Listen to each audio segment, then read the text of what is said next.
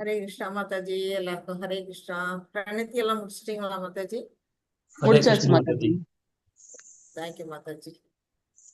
நம்ம இன்னைக்கு வந்து 12th சாப்டர் பக்தி யோகத்தோட லாஸ்ட் சாப்டர் நம்ம பார்க்க போறோம். இதுவும் ரொம்ப ரொம்ப அருமையா இருக்கும். பக்தர்களை பத்தியும் பகவானை பத்தியும் பக்தியை பத்தியும் நிறைய சொல்லியிருக்காங்க இதுல.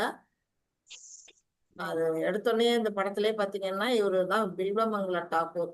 அவருடைய கர்ணாமிர்தம், அந்த கிருஷ்ண கர்ணாமிர்தத்தை பகவான் வந்து கீழே உட்காந்து ரசிச்சு கேட்டுக்கிட்டு இருக்கிறாரு. அந்த அளவுக்கு அவர் பக்தியில வந்து சிறந்தவரா இருக்கிறாரு. அந்த பக்தர்களை பத்தி எல்லாமும் நம்ம வந்து பார்க்க போறோம். இப்ப இந்த சாப்டர்ல என்னென்ன இருக்கு அப்படிங்கிறது பார்க்கலாம். அத்தியாயம் 11ஓட ஒரு முன்னோட்டம் இங்க கொடுத்துருக்குறாங்க. அதை பார்த்துட்டு நம்ம அத்தியாயம் 12க்கு நம்ம போகலாம். ஓம் நமோ பகவதே வாசுதேவாய. ஓம் நமோ பகவதே வாசுதேவாய. ஓம் நமோ பகவதே வாசுதேவாய. ஓம் தத்சத். நம்ம வந்து 11ஆவது அத்தியாயத்துல என்ன பார்த்தோம் அப்படின்னு பாத்தீங்கன்னா, 1லேருந்து 4 வரையிலும் அர்ஜுனன் வந்து பகவான்கிட்ட வேண்டுகோள் வைக்கிறாரு. என்ன வேண்டுகோள் வைக்கிறாரு? பகவானுடைய விஸ்வரூபத்தை கேட்கிறாரு, பார்க்கணும்னு ஆசைப்படுறாரு.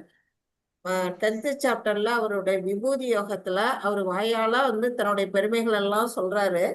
அந்த பெருமைகள் எல்லாம் வந்து கண்ணால பார்க்கணும். இந்த உலகத்துல எந்தெந்த பொருள்கள்லாம் எந்த ரூபத்துல எல்லாம் உங்களை வந்து தரிசிக்க முடியும் அப்படிங்கிறத கண்ணால பார்க்கணுங்கிறதுக்காக விஸ்வரூப தோற்றத்தை பார்க்கணும் அப்படிங்கிறாரு. பிரபஞ்சத்துக்குள்ள அவர் புகுந்திருக்கிற அந்த நிலை, அதை பத்தி 1லேருந்து 4 பார்த்தோம். அதுல என்னென்ன பார்த்தோம் அப்படின்னு பாத்தீங்கன்னா, அர்ஜுனனுடைய மனநிலை எப்படி இருக்கு. ஃபர்ஸ்ட் வந்து அவர் என்ன செய்யறாரு அப்படின்னு பாத்தீங்கன்னா, மயக்கம். அவருக்கு வந்து இது நாள் வரையில என்ன செய்யுது, ஒரு மயக்கத்துல இருக்கிறாரு. அதாவது பகவானை பற்றி பூரணமாக அறியாம இருக்கிறதுனால ஒரு மயக்கம் நிலையில இருக்குது. ஆனா அது போகுது. இந்த ஃபர்ஸ்ட் அவருடைய மனநிலையில மாற்றம் ஏற்படுது. மனநிலை மயக்கம் போகுது. அடுத்தது பரமனை புருஷோத்தமன், பரம புருஷ பகவான் அவர் தான் அப்படிங்கிறத ஏத்துக்கிறாரு. பூரணமான திருப்தியும் அவர்கிட்ட வருது. இது மனநிலை. அடுத்தது விஸ்வரூபத்திற்கான வேண்டுகோள். எதற்காக விஸ்வரூபத்தை வந்து அவர் கேட்கிறாரு அப்படின்னு அதை பார்த்தோம். நம்ம சாதாரண மனிதராக பகவான் வந்து பகவானா நினைக்காம அவர் ஒரு மானிட பிறவிதான் அப்படின்னு நினைக்கக்கூடியவங்களுக்காகவும், பகவான பக்தியோட ஏற்றுக்காத பக்தர்களுக்கும், அப்புறம் நம்பிக்கை ஊட்டுவதற்காக போலிகளுக்கான சோதனை. அதாவது என்ன செய்யறாரு, நான் தான் கடவுள் அப்படின்னு சொல்லக்கூடிய போலிச்சாமியாரெல்லாம் இருக்காங்கல்ல, அவங்களுக்கு ஒரு சவாலா இப்போ வந்து நீங்க வந்து நீங்க பகவான் சொல்றீங்களே, விஸ்வரூபத்தை காட்டுங்க அப்படின்னா ஓடி போயிடுவாங்க. அந்த மாதிரி அவங்களுக்கு ஒரு சோதனையை ஏற்படுத்துறதுக்காகவும் அவர் வந்து அந்த விஸ்வரூபத்தை காட்ட முடியா வேண்டாரு. பகவான் வந்து எப்படி இருக்கிறாரு, அந்த விஸ்வரூப தோற்றத்தை இந்த பூலோகத்துல அவர் காட்டுறாரு. கிருஷ்ணரா அவதாரம் பண்ணாலும் அந்த 3 குணங்களுக்கு அப்பாற்பட்ட நிலையில தான் அவர் இருக்கிறாரு. அது வரையிலும் நம்ம பார்த்தோம். 1லேருந்து 4. 5லேருந்து 14 வரையிலும் என்ன படிச்சோம் அப்படின்னு பாத்தீங்கன்னா, தோற்றம் மற்றும் மறைவு. அந்த விஸ்வரூப தோற்றம் வந்து எங்கெல்லாம் தோன்றுதுன்னா பௌதிகத்துல மட்டும்தான் தோன்றும். பௌதிகத்திலே இந்த ஜட பூமியில மட்டும்தான் பார்க்க முடியும். ஆன்மீக உலகத்துல பார்க்க முடியாது. அதுவும் அர்ஜுனனுக்காக மட்டுமே காட்டப்பட்டது. தோன்றி மறைஞ்சிருச்சு அப்படிங்கிற வரையிலும் பார்த்தோம். அது எதனால பார்க்க முடியும்? பகவானுடைய கருணை இருந்தா மட்டும்தான் அந்த விஸ்வரூப தோற்றமும் பார்க்க முடியும். கடைசி லாஸ்ட் ஸ்லோகால பார்த்தோம். வேதங்களை படிப்பதாலேயோ தவங்கள் செய்வதாலோ தானங்கள் செய்வதாலோ வந்து உயர்ந்த வழிபாடு பண்ணுவதாலோ இந்த மாதிரி உருவத்தை யாரும் பார்க்க முடியாது அப்படின்னு சொல்றாரு. அப்படின்னா யாரால பார்க்க முடியும்? கருணை, பகவானுடைய கருணை இருந்தா மட்டும்தான் அந்த ரூபத்தை கூட நம்மளால பார்க்க முடியும். அப்புறம் பகவான் வந்து எல்லா உறவுகளின் இருப்பிடம்.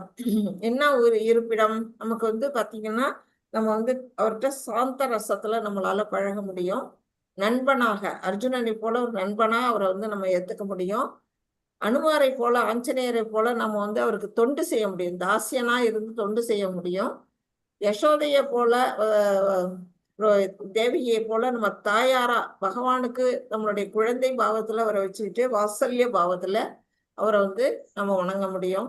மாதுரிய அன்பு, கோபிகள்லாம் பகவானை வந்து காதலரா எண்ணுனாங்க. அந்த மாதிரி நிலையிலையும் பகவானை வந்து வணங்கலாம். ஆழ்வார்கள்லாம் அப்படிதான் வணங்குனாங்க. நம்மாழ்வார்லாம் அப்படிதான் பாடியிருக்கிறாரு. அந்த மாதிரி காதலன் காதலிங்கிற அந்த பாவத்திலையும் மாதுரிய ரசத்திலையும் பகவானோட நம்ம வழிபாடு பண்ண முடியும். அப்படி உறவுகள் எல்லா விதமான ரசங்களின் இருப்பிடமா யார் இருக்காரு அப்படின்னா பகவான் கிருஷ்ணர் இருக்காரு. அதுதான் அவருடைய ஒப்பற்ற நிலை அப்படிங்கிறத நம்ம வந்து 14 வரையிலும் உள்ள ஸ்லோகங்கள்ல பார்த்தோம்.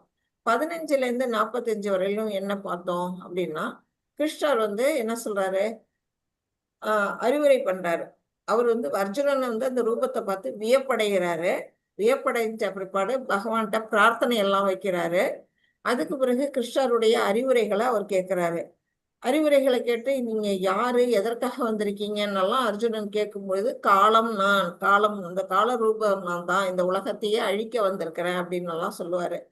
அப்புறம் வந்து ஒரு நீ ஏற்கனவே வந்து இந்த போர்க்களத்துல என்ன நடக்க போகுது, பின்விளைவு என்ன ஆக போகுதுங்கிறத காட்டுறதுக்காக வாய்க்குள்ள எல்லாரும் புகுந்து போறதெல்லாம் பகவான் வந்து காட்டுறாரு. அப்புறம் பகவான் அர்ஜுனனை வந்து ஒரு கருவியா மட்டும் செயல்படு, நிமித்த மாத்திரம், நிமித்த மாத்திரம்னா ஒரு கருவியாக மட்டும் செயல்படு. பகவானுடைய கையில நாமெல்லாம் ஒரு கருவியா தான் செயல்படணும் அப்படிங்கறது நமக்கு ஒரு பாடமா அதுல கொடுத்திருக்கிறாங்க. அர்ஜுனன் எதெல்லாம் பார்த்து வந்து வியப்படைகிறாரு அப்படின்னு பாத்தீங்கன்னா, ஆரம்பத்துல இருந்து கடைசி வரையிலும் அவர் பாக்குறாரு. அடி முதல் முடி வரை அவருடைய உருவத்தை பார்த்தா எங்கும் வந்து பிரகாசம், வெறும் ஒளி வெள்ளமா இருக்குது. அவருடைய ஜோதி மயமா இருக்கிறாரு. கண்கள் கூசுது. அப்புறம் அவருதான் புருஷோத்தமர், புருஷர்களில் உத்தமரான புருஷோத்தமர் அப்படிங்கிறதெல்லாம் பாக்குறாரு. அவர்கிட்ட என்னென்ன வைபவங்கள் இருக்கு, எத்தனை கண்கள், எத்தனை காதுகள், எத்தனை கால்கள், எத்தனை வயிறுகள், அதெல்லாம் பார்த்தாலே அவருடைய வைபவங்களை அவரால் புரிஞ்சுக்க முடியுது. அது வந்து உலகத்துக்கும் பரவி இருக்குதாம். உலகத்திலையும் வந்து உலகமும் வந்து அவர் பகவானை வந்து அந்த தேர்தட்டுல இருந்தபடியே அர்ஜுனரால 3 உலகங்களையும் அவரால் பார்க்க முடியுது. அத்தனையும் அவருடைய உடல்ல இருக்கு அப்படிங்கிறத பார்த்தது. கடைசியா அவருக்கு வந்து பயம் வருது, அச்சம். அச்சம்ங்கிற அந்த நிலைக்கு வந்த பிற்பாரு அவர் உடனே என்ன செய்யறாரு, அவரை பகவானை வணங்குறாரு. அதுக்கு பிறகு அவர் என்ன செய்யறாரு, எனக்கு போதும், இந்த ரூபத்தை இனிமேல் என்னோட மனசால தாங்கிக்க முடியாது. தயவு செய்து அதை மாற்றி எனக்கு வந்து உங்களுடைய 4 கை ரூபமான நாராயண ரூபத்தை காட்டுங்கள்னு கேட்கிறாரு. பக்தர்கள் கேட்டா உடனேயே பகவான் வந்து அருள் புரிகிறாருங்கிறது இதுல தெரியுது. விஸ்வரூபம் கேட்டோன்னா காட்டுறாரு. அப்புறம் 4 கை ரூபம் நாராயண ரூபத்தை காட்டுறாரு. அதுக்கு போய் 2 கை ரூபமான கிருஷ்ண ரூபத்துக்கு அவர் மாறுறாரு அப்படிங்கறதெல்லாம் நேத்தி நம்ம பார்த்தோம். இப்ப அடுத்ததா நம்ம பார்க்க போறது 12வது அத்தியாயம். இதுல என்னென்ன நம்ம பார்க்க போறோம் அப்படின்னு பாத்தீங்கன்னா, 1ல இருந்து 7 வரையிலும் பக்தி தொண்டோட சிறப்பு, அது எவ்வளவு தரை சிறந்தது அப்படிங்கிறத பத்தி நம்ம பார்க்க போறோம். அதாவது அர்ஜுனர் கேட்பாரு, அருவ பிரம்மன், அருவ பிரம்மன்னா என்ன, உருவமற்ற நிலை. அந்த பிரம்மனை வழிபடுபவர்கள் ஒரு பகுதி இருக்காங்க. பக்தர்கள் வந்து எப்படி பண்றாங்கன்னா உருவத்தை வழிபாடு பண்றாங்க. இவங்க 2 பேர்ல யார் வந்து பக்குவமானவர்கள் அப்படிங்கிறது தான் அர்ஜுனுடைய இன்னைய கேள்வியா இருக்கும். கிருஷ்ணர் வந்து தாமே பக்தர்களை விடுவிக்கின்றார். அவர் வந்து எப்படி வந்து பக்தர்களை வந்து இந்த பந்தத்துல இருந்து விடுதலை செய்கிறார் அப்படிங்கிறதெல்லாம் அந்த 7 வரையிலும் உள்ள ஸ்லோகங்கள்ல படிக்க போறோம். 8ல இருந்து 12 வரையிலும் நம்ம பார்க்க போறது பக்தி தொண்டோட படிநிலைகள். என்னென்ன படிநிலைகள் இருக்கு அப்படின்னு பாத்தீங்கன்னா, அனன்ய பக்தி, சகாமக பக்தி, நிஷ்காம கர்ம பக்தி, அப்புறம் நிறைய பக்திகள் வரும். அந்த மாதிரி பக்திகள் நிலைகள்லாம் ஏணிப்படியா காட்டுறாரு. எந்த நிலையில ஒரு நாள் படி முடியுமோ அந்த நிலையில நீ வந்து பக்தி பண்ணு அப்படின்னு சொல்லுவாரு. அந்த மாதிரி சொல்லும் பொழுது பக்குவம் அடைந்த நிலை, அந்த பக்தியில எந்த பக்தி செஞ்சா பக்குவம் அடைந்த நிலையை அடைய முடியும் அப்படிங்கிறதையும் சொல்லுவாரு. சாதனா பக்தி, சாதனா பக்தியை பத்தியும் கர்மயோகத்தை பத்தியும் அதுல நம்ம படிக்க போறோம். 13ல இருந்து 20 வரையிலும் நம்ம பார்க்க போறது என்னன்னா, பக்தர்கள் எந்தெந்த குணங்கள் நம்ம வளர்த்துக்கிட்டோம்னா பகவானுக்கு பிரியமானவர்களா நம்ம மாற போறோம் அப்படிங்கிறத தெரிஞ்சுக்கலாம். அது பிரியாஷ்டகம்னு சொல்லுவோம். 8 ஸ்லோகங்கள்ல பகவானுக்கு பிரியமான நிலைக்கு நம்ம மாறுறதுக்கு நம்மளுடைய குணங்களை எப்படியெல்லாம் வளர்த்துக்கணும், என்னென்ன குணங்கள் பகவான் விரும்புவார் அப்படிங்கிறத பத்தி அதுல கொடுத்துருக்காங்க. அவர்கிட்ட நாம எப்படி நடந்துக்கணும் அப்படிங்கிறது, பகவான்கிட்ட நாம எப்படி நடந்துக்கணும், நம்ம சுயநடத்தை எப்படி இருக்கணும், நம்ம பிற உயிரினங்கள்கிட்ட மற்ற நம்மளை தாண்டி இருக்கக்கூடிய நம்ம சுற்றி இருக்கக்கூடிய மனிதர்களாகட்டும், விலங்குகளாகட்டும், பறவைகளாகட்டும், எல்லார்கிட்டையும் நம்ம எப்படி நம்முடைய நடத்தை இருக்குது அப்படிங்கிறது எல்லாமே அதுல வந்து வரப்போகுது. நிகழ்வுகளை எதிர்கொள்ளும் விதம். நமக்கு வந்து ஒரு நல்லதோ கெட்டதோ வந்ததுன்னா அதை நாம எப்படி எடுத்துக்குவோம்? துன்பம் வந்தா துவண்டு போவோமா? சந்தோஷம் வந்தா ரொம்ப துள்ளி குதிப்போமா? அதெல்லாம் சமநிலையில நம்ம எடுத்துக்குவோமா? அந்த மாதிரி நிலைய அதை பத்தி பார்க்க போறோம். அடுத்தது கடைசியா வந்து அதுதான் இது அந்த பெரிய பக்தர்களை பத்தி எல்லாம் அதுல வருது. அதெல்லாம் நம்ம வந்து இன்னைக்கு பார்க்க போறோம். இதுதான் 3 பார்ட்டா பிரிச்சிருக்கிறாங்க. அந்த 3 பார்ட்ல இப்ப ஃபர்ஸ்ட் பார்ட்டை நம்ம பார்க்கலாம். பக்தி தொண்டே தலை சிறந்தது. இப்ப வந்து என்னென்ன விதமா பக்தி தொண்டு செய்யலாம் அப்படிங்கிறதெல்லாம் நம்ம பார்க்க போறோம். 1ல இருந்து 7 வரையிலும் இப்ப அர்ஜுனனோட கேள்விகளும் பதிலும் நம்ம பார்க்க போறோம். ஃபர்ஸ்ட் ஸ்லோகா வாசிக்கிறீங்களா மாதாஜி? ஆனந்தி மாதாஜி வாசிக்கிறீங்களா? नमस्कार माताजी। अर्जुन उवाच एवं सतता युक्ता ये भक्तास्त्वां पर्युपासते ये साप्यक्षरम् अव्यक्तं देशां के योग வித்தமாக அர்ஜுனன் வினவினான்.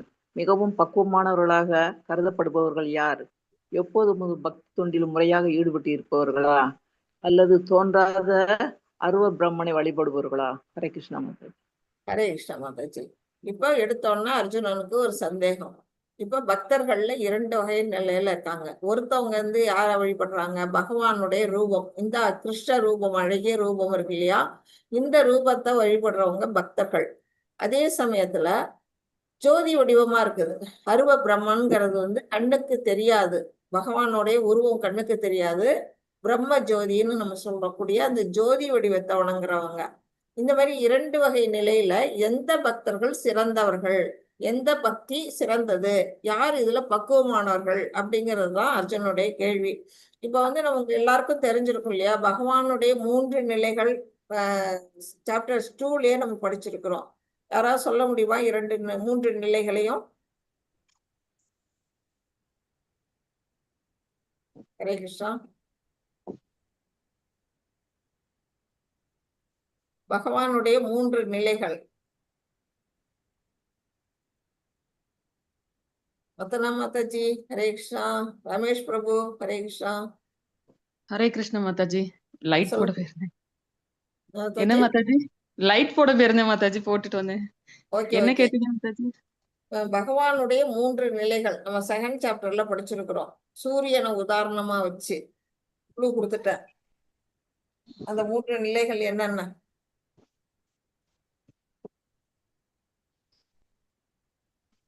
ரமேஷ் பிரபு, நீங்கெல்லாம் லெவல் 3 வந்துட்டீங்க, நீங்கெல்லாம் சொல்லலாம்.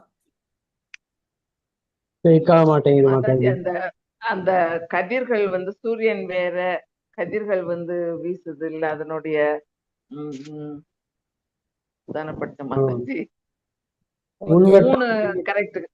உண்மையான ஜோதி. சூரியன் ஒண்ணு, அதுல உள்ள கதிர்கள் வெளிப்படும் இந்த ஜோதி வேற, கரெக்ட். இந்த சிறு சிறு கரெக்ட் துகள்கள், அது சொல்ல தெரியல மாதாஜி. அது அந்த உதாரணம் தான் நினைப்பு வருது மாதாஜி. கரெக்ட். கரெக்டா? சூரியனோட உதாரணம் கரெக்டா தான் சொல்லிட்டீங்க. ஆனா இன்னும் முழுமையாக உங்களுக்கு சொல்ல வரல. கேட்டுங்க, நான் ஆமா ஆமா. சொல்லிடுறேன். அந்த அந்த ஒளி ஜோதி வந்து நானே மயமானது. சொல்லிடுறேன் அப்புறமா மாதாஜி, நானே சொல்லிடுறேன், கேட்டுங்க. இப்போ சூரியன் 3 நிலையில நம்ம பாக்குறோம். இப்போ சூரியன் பாத்தீங்கன்னா சூரியனோட வட்டம், அந்த வட்டம் பாக்குறோம். சூரிய கிரகம்னு ஒண்ணு இருக்குது. சூரியனோட ஒளிக்கதிர், அந்த ஒளி பிரகாசம்னு ஒண்ணு இருக்கு. 3 நிலையில நம்ம உணர்றோம். இப்ப வந்து முதல் நிலை அந்த பிரகாசத்தை பாக்குறவங்க முதல் நிலை அதிகாரி. அதாவது சூரியனை பத்தி எந்த அளவுக்கு தெரிஞ்சுக்க முடியுமோ ஓரளவுக்கு தான் தெரிஞ்சுக்க முடியும். 2வது நிலை வந்து அந்த சூரியன் வந்து வட்ட வடிவமா இருக்குங்கிறது, அது கொஞ்சம் இன்னும் கொஞ்சம் நல்லா தெரிஞ்சவங்க. சூரிய கிரகத்துக்குள்ளே யாரால நுழைய முடியுமோ அவங்களாலதான் அந்த சூரியனை பத்தி முழுமையா புரிஞ்சுக்க முடியும். அதே மாதிரிதான் இப்ப வந்து சூரியனை போலதான் இங்க பகவான் வந்து 3 நிலைகள்ல சொல்லியிருக்கிறாங்க. 3 நிலைகள் என்னென்ன அப்படின்னு பாத்தீங்கன்னா, இப்ப இந்த அருவ பிரம்மன் சொல்லப்படக்கூடிய இந்த பிரம்ம ஜோதி, பிரம்ம ஜோதினா ஜோதி வடிவமா இருக்கக்கூடிய பகவான். 2வது நிலை வந்து எதுன்னா நம்ம மனசுக்குள்ள இருக்கக்கூடிய பரமாத்மா. 3வது நிலை வந்து பகவான் முழு முதற் கடவுளாக இருக்க கிருஷ்ணர். இப்ப கிருஷ்ணர்ட்ட இருந்து பிரிஞ்சு வந்த சக்திகள் தான் இந்த அருவ பிரம்மனும் அந்த பரமாத்மாவும். அது நல்லா மனசுல வச்சுங்க. ஆக மொத்தம் இப்ப வந்து பிரம்ம ஜோதிய புரிஞ்சுக்கக்கூடிய மக்கள் வந்து எந்த அளவுக்கு பக்தர்களா இருப்பாங்கன்னா ஓரளவுக்கு தான். அவங்க வந்து கனிஷ்ட அதிகாரி அப்படின்னு சொல்லுவோம். அடுத்த நிலையில வந்து பரமாத்மா மனசுக்குள்ள இருக்க பரமாத்மாவை யார் உணருவாங்க அப்படின்னா யோகிகள் ஞானிகள்லாம் உணருவாங்க பரமாத்மா உள்ள இருக்கிறத. அவங்க வந்து மத்தியம அதிகாரி அப்படின்னு அழைக்கப்படுறாங்க. ஆனா தூய பக்தர்கள் வந்து பகவான் கிருஷ்ணரை தான் உணருவாங்க. முழுவதும் கடவுள் வந்து கிருஷ்ணர் தான், அவருடைய சக்திகள் தான் இதெல்லாம் அப்படின்னு உணரக்கூடியவங்க பக்தர்கள். அவங்க தான் உத்தம அதிகாரி அப்படின்னு சொல்லப்படுறாங்க. இப்ப இந்த கொஸ்டினை தான் இங்க வந்து அர்ஜுனர் கேட்கிறாரு. என்ன கேட்கிறாரு? பக்தி தொண்டுல தலை சிறந்தது எது அப்படிங்கிறாரு. அதாவது அருவ பிரம்மனை வழிபடுபவர்கள் சிறந்ததா அல்லது பக்தர்களா? இப்ப வந்து அருவ பிரம்மன்கிறது நான் சொன்ன பிரம்ம ஜோதி அப்படின்ட்டேன். அதுக்கும் பகவானுக்கும் இடையில பரமாத்மா ஒண்ணு இருக்குது. ஆனா அந்த கொஸ்டின் இங்க வரல. பிரம்ம ஜோதியை வணங்குறவங்க பக்குவமானவர்களா, பகவான பக்தர்களா இருக்கிறவங்க வணங்குறவங்க பக்குவமானவர்களா? கிருஷ்ணர் தாமே பக்தர்களை எவ்வாறு வந்து விடுவிக்கிறார், இந்த பந்தத்துல இருந்து விடுவிக்கிறார்? இதுதான் வந்து இந்த கொஸ்டின் வந்து அர்ஜுனுடைய கொஸ்டினா இருக்குது. இப்ப யார் பக்குவமானார்கள்னு கேட்கறதுல இப்ப ஒருத்தர் உட்காந்து என்ன பண்றாரு? தவம் செய்யறாரு, அந்த யோக நிலையில இருக்கிறாரு. அவருடைய மனசுல எதை வந்து ஞாபகப்படுத்திக்கிறாருன்னா ஒரு ஜோதி வடிவத்தை தான் மனசுல வந்து பிரம்ம ஜோதிய எய்ம் பண்ணி அவர் வந்து தவத்துல ஈடுபட்டிருக்கிறாரு ஒரு சாது. இங்க வந்து பாத்தீங்கன்னா டெம்பிள்ல ஒரு சன்னியாசி வந்து பகவான் ராதாகிருஷ்ணர் உருவத்தை வச்சு அவங்கள வழிபாடு பண்றாங்க. இதுதான் வந்து இந்த இரண்டு நிலைகள்ல எது சிறந்தது அப்படிங்கிறது தான் இங்க அர்ஜுனனுடைய கேள்வி. அதுக்கு பகவான் 2வது ஸ்லோகத்துல பதில் சொல்றாரு. படிங்க மாதிரி. பாபு பிரபுஜி படிக்கிறீங்களா? பாபு பிரபுஜி, இந்திராணி மாதாஜி படிக்கிறீங்களா? மாதாஜி. ஸ்ரீ பகவான் உவாச மய்யா வேஷமனோ ஏ மாம் நித்திய யுக்த உபாசதே ஸ்ரத்தையா பரயோ பேதாஸ் தேமே யுக்த மாமதாக. புருஷோத்தமன் முழுமுதற் கடவுள் கூறினார், தனது தனிப்பட்ட உருவின் மீது மனதை நிலைநிறுத்தி திவ்யமான நம்பிக்கையுடன் எப்போதும் எனது வழிபாட்டில் ஈடுபட்டிருப்பவர்கள் மிகவும் பக்குவமானவர்களாக என்னால் கருதப்படுகிறார்கள். ஹரே கிருஷ்ண மாதாஜி. ஹரே கிருஷ்ணா மாதாஜி. இப்ப பதில் சொல்லிட்டாரு. பகவான் என்ன சொல்றாரு? உருவ வழிபாடுதான் சிறந்ததுன்ட்டாரு. இப்ப பாருங்க, இந்த இங்க இருக்கிறவர் வந்து என்ன செய்யறாரு? பகவான் கிருஷ்ணருக்கு வந்து அலங்காரம் பண்றாரு, இந்த கிரீடம் வைக்கிறாரு, பூ சாத்துறாரு. அப்புறம் வந்து அவருக்கு வந்து நெய்வேத்தியம் செஞ்சு அவருக்கு வந்து படைக்கிறாரு. இது எல்லாம் வந்து ஒரு உருவம் இருந்தாதான் அது செய்ய முடியும். அது வந்து உருவ வழிபாடு எந்த விதத்துல சிறப்புங்கிறது நம்ம பின்னாடியும் படிப்போம். இதுலயும் அவருக்கு வந்து சொல்லியிருக்கிறாங்க. எப்படி தனிப்பட்ட அந்த உருவன் மீது பகவானுடைய கிருஷ்ணர், அந்த கிருஷ்ணருங்கிற அந்த உருவத்தின் மீது மனசை நிலைநிறுத்தி திவ்யமான நம்பிக்கையுடன் நம்ம வந்து கொஞ்சம் கூட சந்தேகப்படக்கூடாது. ஏன் வந்து நம்ம இந்து மதத்துல நிறைய விநாயகர், முருகன், சிவன், பிரம்மா, சரஸ்வதி, லக்ஷ்மின்னு எக்கச்சக்கமான கடவுள்கள்லாம் இருக்காங்களே, அவங்கள வழிபடணுமா கிருஷ்ணரை வழிபடணுமா அப்படிங்கிற ஒரு டவுட் எல்லாருக்கும் இருக்கும். அந்த டவுட் எல்லாம் தூக்கி ஓரங்கட்டிட்டு திடமான நம்பிக்கையுடன் கிருஷ்ணர் தான் முழுமுதற் கடவுள் அப்படிங்கிற ஒரு நம்பிக்கையோட யாரெல்லாம் என்னோட வழிபாட்டுல ஈடுபட்டிருக்காங்களோ அவங்கதான் மிகவும் பக்குவமானவர்கள் அப்படின்னு வந்து இந்த இடத்துல பகவான் வந்து சொல்றாங்க.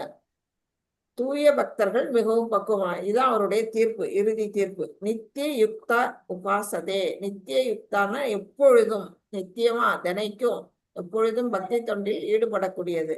அடுத்து ஸ்ரத்தையா பரயோ பேதாஸ்.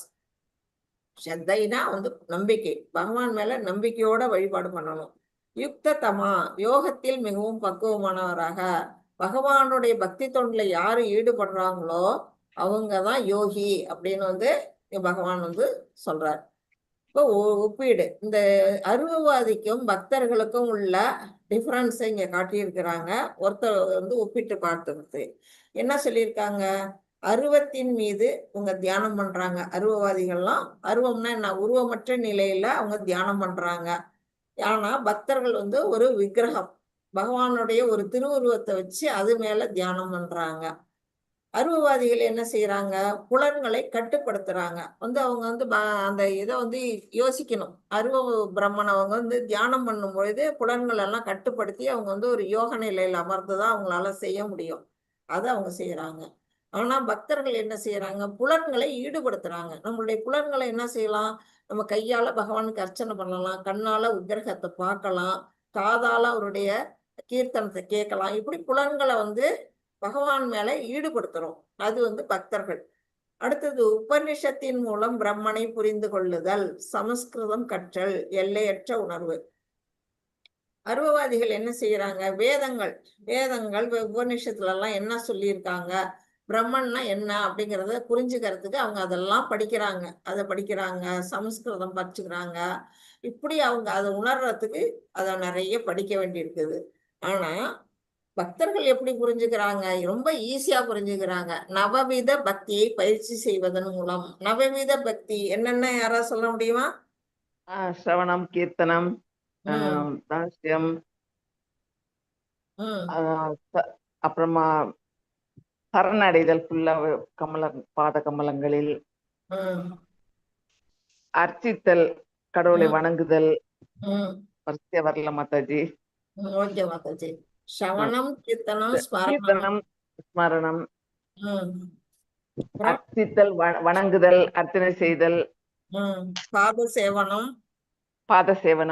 கடைசியில் தாசியம், சக்கியம், ஆத்ம நிவேதனம். இப்படி 9 விதமான பக்தி தொண்டை புரிஞ்சு பகவான் கிருஷ்ணரை ஈஸியா புரிஞ்சுக்கலாம் பக்தர்கள் அப்படின்னு சொல்றாங்க. அடுத்தது அருவவாதிகள் என்ன செய்யறாங்க? பகவானை சென்றடைகிறது கடினமான செயல். அருவ வழிபாடு ரொம்ப ஈஸி கிடையாது. அது எவ்வளவு கடினமானதுங்கிறத அடுத்தடுத்து வர ஸ்லோகங்கள்ல நம்ம படிக்க போறோம். ஆனா பக்தி ரொம்ப எளிமையானது, இயல்பானது. ரொம்ப இயல்பா நம்ம பகவானை கும்பிடலாம். எளிமையா நம்ம ஒரு பத்திரம், புஷ்பம், பழம், தோயம், ஒரு பூவோ ஒரு பழமோ ஒரு தண்ணியோ ஒரு கிளாஸ் வச்சு நம்ம பகவானை வழிபாடு பண்ணிட முடியும். இவ்வளவு எளிமையாகவும் இயல்பாகவும் பண்ணக்கூடியது பக்தி. அப்புறம் அருவவாதிகளுக்கு கடவுளோட எந்த விதமான உறவு முறையும் இல்லை. ஏன்னா பிரம்ம ஜோதியில போய் என்ன உறவு கொள்றது? ஒண்ணும் முடியாது. ஆனா கடவுளோட இவங்க என்ன செய்யறாங்க? பக்தர்கள் நெருங்கிய உறவு. பார்த்தோம் இல்லையா? சாந்தரசம், சாக்கியரசம், ஆசியரசம், வாசல்ய ரசம், மாதுரிய ரசம், இப்படி அந்த ரசங்களோட உறவு கொள்ள முடியும். அது பக்தர்களுக்கு. அப்புறம் அருவவாதிகள் எப்படின்னா தன்னோட சொந்த முயற்சியை வச்சுதான் என்ன செய்ய முடியும்? கடவுளை சென்று அடையணும் அப்படின்னா, அவரை பத்தி புரிஞ்சுக்கணும்னா தானே அவங்கவுங்க முயற்சி பண்ணணும். ஆனா பக்தர்களுக்கு அது கிடையாது. கிருஷ்ணர் தானே தன்னை காட்டிக்கிறாராம். நம்ம கும்பிட்டா போதும். கூப்பிட்ட பகவான் வர்றாரு. கஜேந்திரன் ஆதி மூலமே அப்படின்னா ஓடி வர்றாரு. திரௌபதி துகில் உறிஞ்சான்னா கோவிந்தா அப்படின்னா ஓடி வர்றாரு. அந்த மாதிரி பக்தர்களுக்கு கிருஷ்ணர் என்ன செய்யறாரு? தன்னை தானே காட்டிக்கிறாரு. அது அடுத்தது இது உணர்வு எப்படி இருக்குன்னா, சத் அண்ட் சித், சச்சிதானந்தம் அப்படின்னு சொல்லக்கூடிய 3 நிலை. சத், சித், ஆனந்தம். அதுதான் நம்ம பிரம்மஜோதி, பரமாத்மா, பகவான். அந்த 3 நிலையில தான் இந்த சத், சித், ஆனந்தம். அந்த இதுல அருவவாதிகள் எதை உணர்வாங்கன்னா, சத்து மட்டும் சித்தை தான் உணர்வாங்க. ஆனா முழுமையா சச்சிதானந்த விக்கிரகம், அந்த ரூபத்தை யார் உணர்வாங்கன்னா பக்தர்கள் மட்டுமே உணர்வாங்க. இதுதான் அருவவாதிகளுக்கும் பக்தர்களுக்கும் உள்ள டிஃபரன்ஸ், ஒப்பீடு. இதை கொடுத்துருக்குறாங்க. இதை நீங்க நல்லா மனசுல ஏத்திக்கணும், புரிஞ்சு வச்சுக்கணும். அப்பதான் எது சிறந்தது அப்படிங்கிறத நம்மளால உணர முடியும். அப்புறம் சிக்கலான வழிமுறையானது எளிமையான வழிமுறையோட சிறந்த பலன்களை தரும் என்று கூற இயலாது. அதாவது சிக்கலான வழிமுறைன்னு எதை சொல்றாங்கன்னா, தியான பயிற்சி. தியான பயிற்சி ரொம்ப சிக்கலானது. அப்படி இருக்கும்போது எளிமையா செய்யக்கூடிய பக்தியோட அது ஏதாவது சிறந்த பலனை கொடுக்குமா அப்படின்னா கொடுக்காது அப்படிங்கிறது தான் இங்க சொல்லியிருக்கிறாங்க.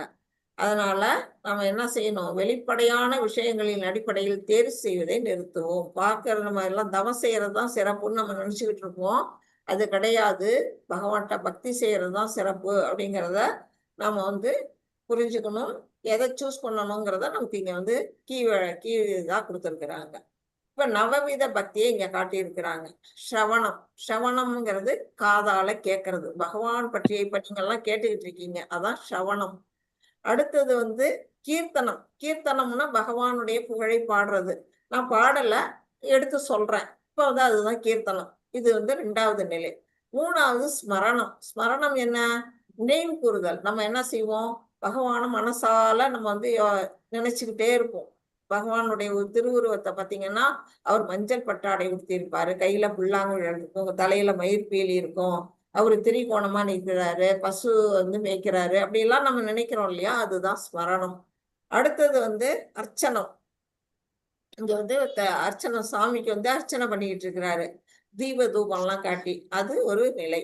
அடுத்தது வந்து 5 வந்து என்னங்கிறது? 5 பாத சேவனம் மாதாஜி. பாத சேவனம், திருவடி சேவை. தாயார் லட்சுமி வந்து எப்போதும் பாத சேவனம் பண்ணிக்கிட்டு இருக்காங்க, அந்த நிலை. அதுக்கு அடுத்தது தாசியம், சேவகம். ஆஞ்சநேயர் வந்து ராமருக்கு செய்த போல செய்யறது. சக்கியம் வந்து இங்க அர்ஜுனரை போல பகவானுடைய நட்புறவு கொள்ளுது. அடுத்தது வந்தனம், பிரார்த்தனை பண்றது. அக்ரூரர் வந்து அப்படிதான் பிரார்த்தனை பண்ணிட்டு இருக்காரு பகவானை. கடைசியா ஆத்ம நிவேதனம், நம்மளை வந்து முழுமையா பகவானுக்கு அர்ப்பணிக்கிறது. வலி மகாராஜா அதுதான் வந்து செஞ்சார். இப்படி நவவித பக்தியில பக்தர்கள் ஈடுபடுறாங்க அப்படின்னு சொல்லியிருக்காங்க. இதுக்கு வந்து உதாரணத்தை இங்க கொடுத்திருக்கிறாங்க. ஸ்ரவணம், ஸ்ரவணம் யார் செஞ்சா? பரீட்சித் மகாராஜா செஞ்சாரு. எங்க கேட்டாரு? ஸ்ரீமத் பாகவதத்தை அவர் வந்து காதால கேட்கிறாரு. அவருக்கு இறப்பு வந்து 7 நாள்ல நிச்சயிக்கப்படுது.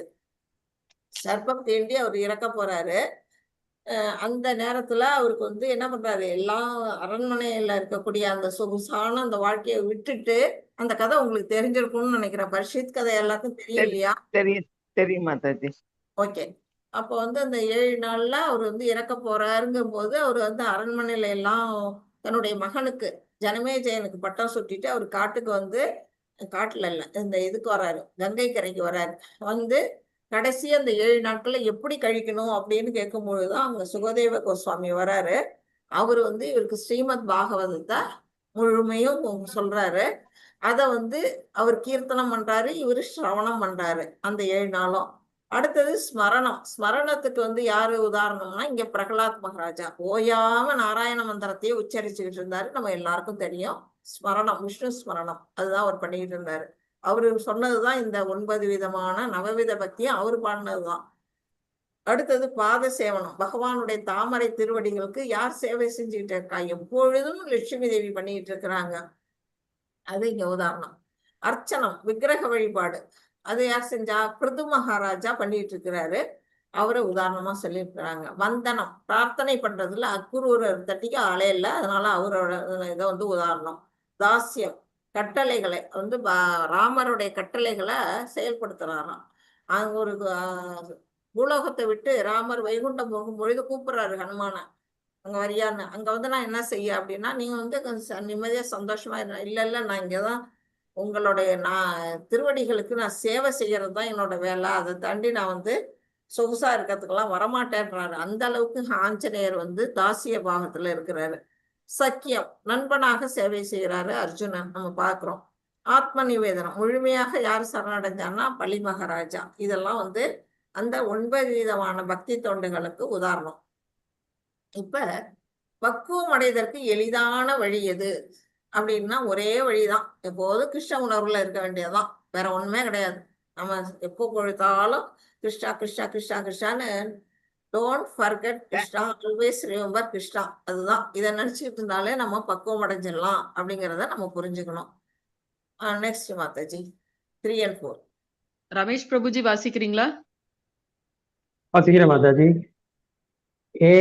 தக்ஷரம் அனிர்தேஷ்யம் அவ்யக்தம் பர்யுபாசதே சர்வத்ர கம் அசிந்தியம் ச கூடஸ்தம் அச்சலம் துருவம் சன்னியம் ஏந்திரிய கிராமம் சர்வத்ர சமபுத்தயः தே பிராப்னுவந்தி மாம் ஏவ சர்வபூத ஹிதே ரதாः.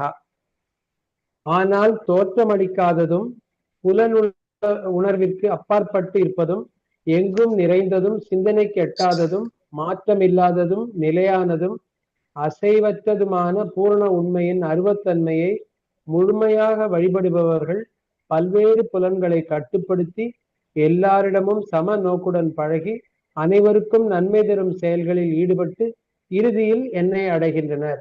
ஹரே கிருஷ்ண மாதாஜி. ஹரே கிருஷ்ணா பிரபுஜி. இப்போ அருவ பிரம்மன் வழிபடுறவங்களுடைய நிலையை பத்தி இங்க தெளிவா சொல்லிட்டாரு பகவான். எவ்வளவு கடினமானது அப்படின்னா, முதல்ல கண்ணுக்கு தெரியாது, தோற்றமளிக்காது. இப்ப இங்க இருக்கிற தியானம் பண்றாரு.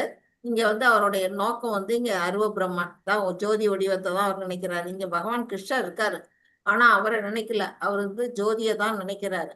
அது கண்ணுக்கு தெரியுதானா? தெரியல, தோற்றம் அளிக்கல. அடுத்தது புலனுணர்வுக்கு அப்பாற்பட்டது. நம்முடைய புலன்களால உணர முடியுமா அப்படின்னா, கண்ணால பார்க்க முடியுமானா கண்ணால பார்க்க முடியாது, தொட முடியுமானா தொட முடியாது. கிருஷ்ணரை தொட்டு பார்க்கலாம் விக்கிரகத்தை, அதே மாதிரி அவருக்கு அர்ச்சனை பண்ணலாம், நம்மளுடைய காதால அவர்கிட்ட கேட்கலாம். ஆனா எதுவுமே கிடையாது அந்த பிரம்மஜோதியில. புலன் உணர்விற்கு அப்பாற்பட்ட நிலை, எங்கும் நிறைந்தது. இந்த உலகம் முழுக்க நிறைஞ்சிருக்குது பகவானுடைய அந்த உருவம் அருவஜோதி. உலகம் முழுக்கும் எங்க பார்த்தாலும் நிறைந்து இருக்குது, ஆனா பார்க்க முடியாது. அது மாதிரி அந்த நிலை. அடுத்து சிந்தனைக்கு எட்டாதது. நம்ம மனசால சிந்தனையில நம்ம நினைச்சு பார்த்து மனசுக்குள்ள அந்த உருவத்தை கொண்டு அந்த ஜோதியை கொண்டாந்து நிலைநிறுத்த முடியுமானா அதுவும் முடியாது. நீங்க பாத்தீங்கன்னா பகவானுடைய கோயில், இப்ப நம்ம கோயிலுக்கெல்லாம் போறோம், பெருமா கோயில்ல எல்லாம் போறோம், பகவானுடைய உருவங்களை பார்த்தா அழகா அலங்காரம் பண்ணி இருப்பாங்க. அந்த பெருமாள் ஸ்ரீரங்கத்துல ஆகட்டும், இல்ல திருப்பதியில ஆகட்டும், அந்த பெருமாளை போய் பார்த்தோம்னா அந்த சன்னதியை விட்டு வெளியில வரவே நமக்கு மனசு வராது. ஆனா பிடிச்சு தள்ளிடுவாங்க, அது வேற விஷயம். அப்படி இருக்கும் பொழுது அந்த உருவமே நம்ம மனசுல நிலையா நிக்குது. ஆனா இல்ல, ஏன் நிக்கல? நம்ம ஒரு உருவத்தை நம்மளோட மனசுக்குள்ள நிலைநிறுத்த முடியல நமக்கு. அப்படி இருக்கும் பொழுது எங்க இருந்து ஜோதியை மனசுக்குள்ள நிலைநிறுத்த முடியும்? அது இன்னும் கடினமானது, நம்ம மனசுல எட்டாதது அப்படிங்கிறது. அடுத்தது மாற்றம் இல்லாதது. இப்ப பகவானுடைய உருவம் அவர் நிறைய அவதாரங்கள் இருக்கிறாரு, எத்தனையோ அவதாரங்கள். நம்ம வாமன அவதாரத்தை நினைச்சு பார்க்கலாம், அடுத்தது நரசிம்ம அவதாரத்தை நினைச்சு பார்க்கிறோம், கிருஷ்ண அவதாரம், ராம அவதாரம்னு பல அவதாரங்களை நம்ம பார்க்கலாம். ஆனா இந்த அருவஜோதிக்கு எந்தவித மாற்றமும் கிடையாது, ஒரே நிலையில அது ஒளிவயமாகும். அதே சமயத்துல நிலையானது, எப்பொழுதுமே நிலைத்து இருக்கக்கூடியது. அடுத்தது அசைவற்றது, அசையாமையும் இருக்குது. அப்புறம் பூரண உண்மையின் அருவத்தன்மை. பூரண உண்மைன்னு இங்க சொல்றது பகவான் கிருஷ்ணன். அவருடைய ஒரு விரிவங்கம், அவர்கிட்ட இருந்து வந்ததுதான் இந்த அருவஜோதி அப்படிங்கிறது தான் இங்க பூரண உண்மையின் அருவத்தன்மையை. இத யாரெல்லாம் முழுமையா வழிபாடு பண்றாங்களோ அவங்க என்னெல்லாம் செய்யணும் அப்படின்னா, பல்வேறு புலன்களை கட்டுப்படுத்தி, நம்மள்ட்ட 11 புலன்கள் இருக்கு, அந்த 11 புலன்களையும் கட்டுப்படுத்தி அவங்க என்ன செய்யணும்? ஒரு இடத்துல அமர்ந்து புலன்கள் எல்லாம் கட்டுப்படுத்தி கண்ட்ரோல் பண்ணி அவங்க அதை தியானம் பண்ணணும். அப்புறம் மற்றவங்கள்ட்ட எல்லார்கிட்டையும் அவங்க சமநோக்கில பழகணும். அனைவருக்கும் நன்மை தரும் செயல்கள், எல்லாருக்கும் நன்மை தரக்கூடிய செயல்களை அவங்க செய்யணும். இத்தனையும் செஞ்சுட்டு இறுதியில் என்னை அடைகின்றனர். பகுனாம் ஜன்மனாம் ஞானவான் மாம் பிரபத்தியந்தே வாசுதேவம் சர்வமிதி மகாத்மா சுதுர்லபக அப்படின்னு பகவான் நம்ம படிச்சிருக்கிறோம் முன்னாடி வர சாப்டர்ல. அப்படி அந்த பல ஜென்மங்கள் அவர் தியானம் பண்ணி கடைசியில வாசுதேவன் தான் இறுதியான உண்மை அப்படின்னு நிலையில அவங்க என்ன செய்வாங்க? இறைவனை சென்றடைவார்கள். ஒரு பிறவியில அவங்களால பகவானை அடைய முடியாது. ஆனா பக்தர்களோட நிலை வேற அப்படிங்கிறத இங்க சொல்லியிருக்கிறாங்க. இப்ப அவருடைய அருவப்பிரமனின் தன்மைகளை தான் இப்ப நம்ம படிச்சோம். கண்ணுக்கு தென்படாதது, புலன்களுக்கு எட்டாதது, எங்கும் நிறைந்திருக்கக்கூடியது, சிந்தனைக்கு அப்பாற்பட்டது, மாற்றம் இல்லாதது, நிலையானது, அசையாதது. இத்தனை குணங்கள் எதுக்கு இருக்குது? அந்த அருவ பிரம்மனுக்கு இருக்கு அப்படிங்கிறது சொல்லப்பட்டிருக்கு. அப்புறம் வழிபாட்டு முறை, பல்வேறு புலன்களை கட்டுப்படுத்தி. இப்ப அதை பாத்துங்க, இங்க என்ன செய்யறாங்க? தவம் இருந்து அவங்க தியானம் பண்ணி அவங்களுடைய உடல்லாம் இழைச்சு போயிடுச்சு, சதையே இல்லை. உடல் எலும்பும் தோலும் மட்டும்தான் இருக்குது. எலும்பெல்லாம் நெஞ்சு கூடெல்லாம் அவங்களுக்கு வெளியில தெரியுது. இந்த தாடி, அந்த முடி எல்லாமே வளர்ந்து தொங்குது. அந்த நிலையில சில பேருக்கு புற்று கூட மேல எழுப்பிடும். அந்த நிலையில அவங்க புலன்கள் எல்லாம் கட்டுப்படுத்தி உட்கார்ந்துதான் அந்த பிரம்ம ஜோதியை அவங்க தியானம் பண்றாங்க. அப்புறம் அவங்க தியானத்தை விட்டு எழுந்திருக்கும் போது யார் சுத்தி இருக்கிறவங்களெல்லாம் எப்படி பார்க்கணும்னா சமநோக்கோட பார்க்கணும். வித்யா வினய சம்பன்னேன்னு படிச்சோம் இல்லையா, அந்த மாதிரி எல்லாருக்கும் சமநிலையில பார்க்கணும். அனைவருக்கும் நன்மை தரக்கூடிய செயல்கள்ல அவங்க ஈடுபடணும். அவ்வளவு கஷ்டப்பட்டு என்ன செய்யறாங்க? இலக்கு மிகுந்த சிரமத்துடன் இறுதியில் அதே இலக்கை அடைகிறார்கள். ஸ்ரீ கிருஷ்ணர் தான் வந்து நம்மளுடைய இலக்கு. ஆனா அவங்க என்ன பண்றாங்க, ஈஸியா பகவானை சென்றடையல, ரொம்ப சிரமப்பட்டு பகவானை வந்து அடைகிறார்கள் அப்படின்னு வந்து அருவ பிரம்ம வழிபாட்டு முறையை சொல்லிட்டார் பகவான். பை மாதாஜி. ஹரே கிருஷ்ணா மாதாஜி. பாபு பிரபுஜி வந்து ஸ்கிரீனை ஃபுல் பண்ண முடியுமான்னு கேட்காங்க மாதாஜி. ஓகே ஓகே மாதாஜி, இதை பண்றேன். அவர் அன்னைக்கே சொன்னாரு, நான் தான் செய்யல. ஃபைன். ஓகே மாதா. படிக்கிறீங்களா பாபு பிரபுஜி?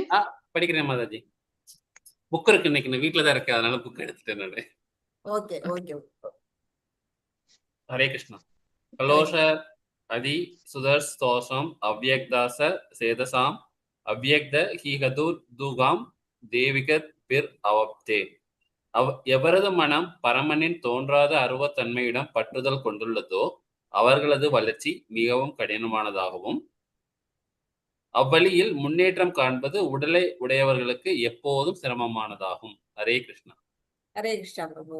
இப்ப வந்து இந்த தோன்றாத அந்த கண்ணுக்கு தெரியாத அந்த பிரம்மஜோதி அருவத்தன்மைய உருவமற்ற அந்த அருவத்தன்மையில பகவான் மேல ஆசை வச்சு அவங்க வந்து பகவானை சென்றடையணும் அப்படின்னு செய்யக்கூடிய அவங்களோட வழிபாட்டு முறை எப்படி இருக்குன்னா ரொம்ப ரொம்ப கடினமானது. இப்ப இங்க பாத்தீங்கன்னா நீங்க 6வது சாப்டர்லயே படிச்சிருப்பீங்க, அஷ்டாங்க யோகத்துல இந்த கீழே இருக்கிற இந்த மூலாதாரத்துல இருந்து மேல இருக்கக்கூடிய அந்த சகசிரார முறையில அவங்க அந்த உயிர் மூச்சை கொண்டு போவாங்க.